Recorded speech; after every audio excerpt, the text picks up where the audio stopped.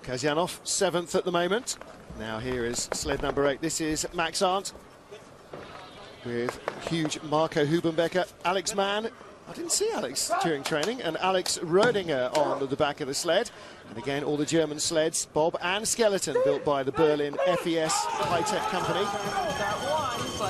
Started their development work with René Spies in the two-man, and that's a nightmare. Hubenbecker misses his footing. Oh, and they managed to get him in backside first. It was a really, really good start until that slip up. Wow. You've still got to push bar out as they're heading down. They still started 5-10, and that looks like it may have got bent as they were trying to load and haul Marco Hubenbecker back in. That was a nightmare. That is every pilot's nightmare come true.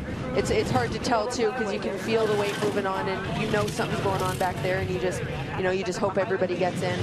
Well, I have to say that was one hell of a job getting them all in.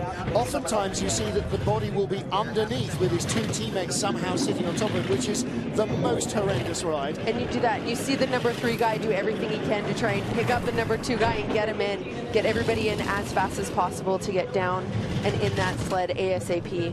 They did a great recovery job, but definitely not where you want to be. Still in 5th. That is a half competitive run.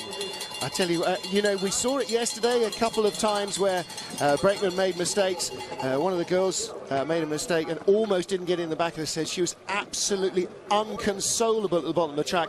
There is Marco Hubenbecker. He will be beating himself up. But Kaylee, it's like when you're watching an ice dance competition and somebody falls, you suddenly go, oh yeah, hang on, this is ice, this is slippery stuff, this is not as easy as they make it look. It definitely is. You see him go and try and put his foot on the bunk, he ends up just slipping off, and there's not much you can do except for try and hang on. Look at the agony on his face. But you see Alex Mann grab Hubie and just do everything he can to get him inside the sled, and amazing recovery job. They were down and in by the exit of corner 1, which is huge, but he's fully off and being dragged, and Alex just picking him up and chucking him in. So that was amazing teamwork, trying to get 4 huge guys into that little sled. When it goes wrong, it goes very wrong, and you just saw that. But that was, sheer strength on the teammates' part, just to make sure everybody's in and down.